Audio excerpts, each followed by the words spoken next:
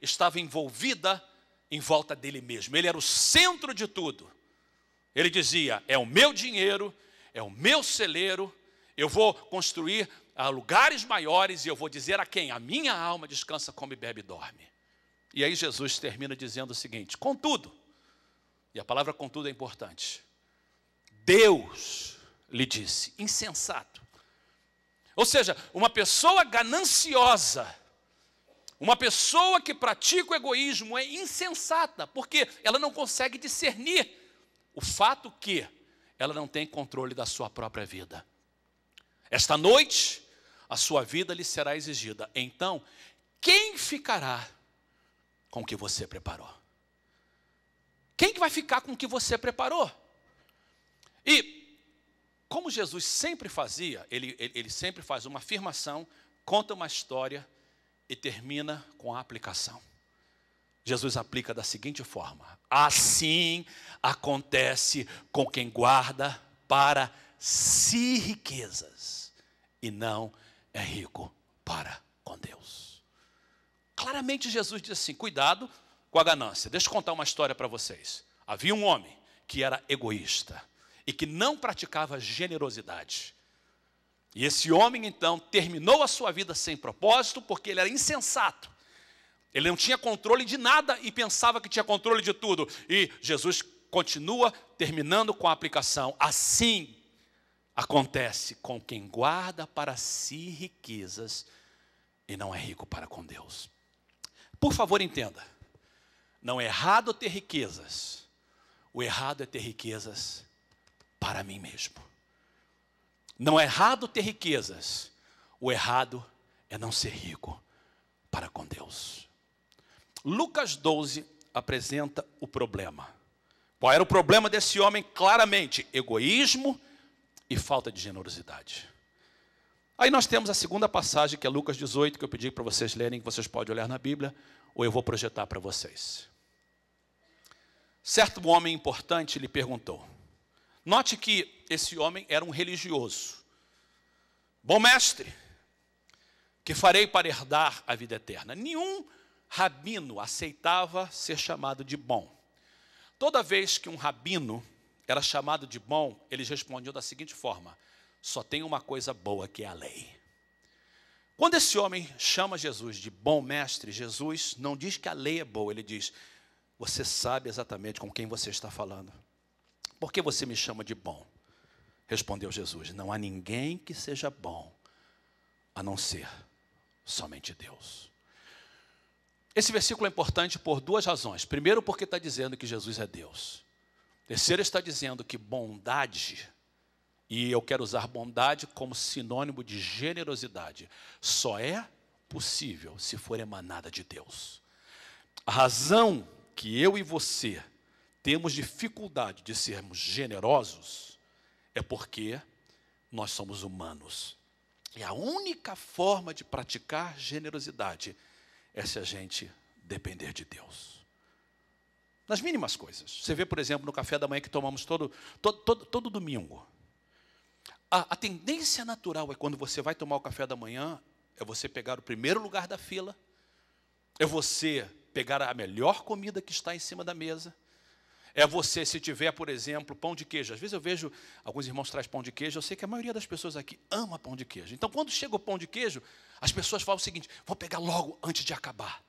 E algumas pessoas não só pegam para si, mas pegam para a família toda, e pegam um pouco mais. E o natural é, eu vou pensar em mim, eu vou pensar no que é bom para mim e para a minha família. Eu fui criado dessa forma. Meu pai sempre, toda vez que a gente saía para comer, meu pai sempre pensava, vou pensar primeiro em mim e nos meus filhos. E é natural então assim, porque nós somos humanos. E Jesus está dizendo, a única forma de você ser bom é depender de Deus. Então, generosidade, se não for emanada de Deus, é impossível, gente. E Jesus está dizendo, preste atenção, porque você me chama de bom. Só um que é bom, a não ser Deus. Aí Jesus fala assim, você conhece os mandamentos? Não adulterarás, não matarás, não furtarás, não darás falso testemunho, honra teu pai e tua mãe. Note que cada um dos mandamentos que Jesus está citando tem a ver com egoísmo. Tem a ver com a pessoa que adultera, que mata, que furta, que dá falso testemunho, que não honra pai e mãe. São pessoas egoístas, que estão pensando no seu próprio bem-estar. Aí Jesus diz assim, você já ouviu os mandamentos? E esse homem responde, olha a audácia dele, religioso, verso 21. A tudo isso tenho obedecido desde a adolescência. Tudo isso eu já tenho feito. Ao ouvir isso, Jesus disse assim, olha, tudo bem, você é religioso, você tem cumprido os mandamentos, mas falta-lhe ainda uma coisa, só uma. O problema desse homem podia ser resumido em uma coisa. Jesus disse assim, venda tudo o que você possui, dê o dinheiro aos pobres, e você terá um tesouro nos céus. Depois, venha e siga-me. Note que o problema desse homem era o mesmo problema do rico insensato, em Lucas capítulo 12. O problema desse homem era egoísmo e falta de generosidade. Embora ele era um homem religioso, que tinha guardado toda a lei, ele era um homem que tinha dinheiro, e Jesus detectou isso. Quando ele diz, no verso 21, a tudo isso tenho obedecido, a pergunta é, será que é verdade? Não é verdade. Porque ele tinha um ídolo, e o ídolo que ele tinha era chamado de dinheiro. Eu li vários comentários nessa passagem essa manhã, e há uma epístola apócrifa chamada Epístola aos Hebreus. A maior parte dessa epístola está perdida. E a Epístola aos Hebreus conta essa mesma história, mas acrescenta alguns versículos que não estão na Bíblia, por isso não está na Bíblia, não são inspirados, a gente não sabe se é verdade ou não. Mas na Epístola aos Hebreus acrescenta que depois de Jesus falar isso para ele, Jesus falou assim, a razão que eu estou falando isso para ele é porque ele tem muito, mas não compartilha com ninguém. Embora isso não está no texto em Lucas, nós podemos detectar claramente que Jesus está usando aí uma figura de linguagem que é chamada de exagero. Não é que todas as pessoas que têm dinheiro têm que vender tudo e dar aos pobres, não é isso. Mas para esse homem, a única forma que ele podia resolver o seu problema do egoísmo era praticar generosidade. E Jesus ensina uma coisa muito importante nessa passagem. Quanto mais egoísmo, mais você precisa de ser generoso. No caso desse homem, o seu egocentrismo, o seu egoísmo era alarmante. Que Jesus reconhece, cara, para esse homem herdar a vida eterna. Foi essa a pergunta dele. O que eu tenho que fazer para herdar a vida eterna? Jesus reconhece. A única forma é se você resolver o problema do egoísmo e da idolatria ao dinheiro.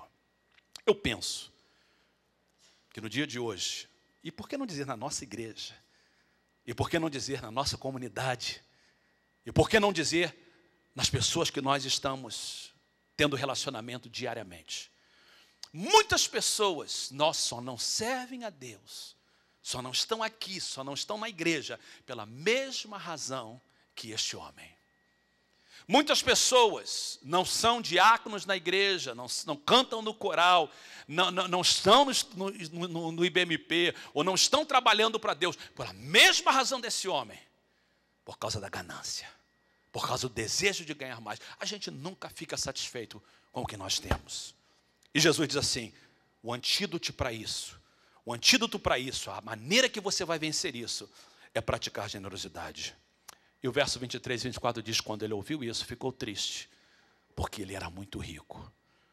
E vendo entristecido, Jesus disse, como é difícil aos ricos entrar no reino de Deus. O que Jesus está dizendo é que o egoísmo é um problema grave. E que o antídoto para o egoísmo, a única forma de vencer isso, é a prática da generosidade. Eu não estou com esse versículo projetado, mas eu queria que você abrisse a Bíblia, você que tem Bíblia, em uma última passagem nesta manhã. Abra a Bíblia comigo no livro de Filipenses, capítulo de número 2. Eu queria mostrar para vocês alguma coisa bonita, e eu deveria ter até colocado o versículo projetado para aqueles que não têm Bíblia. Mas você compartilha a Bíblia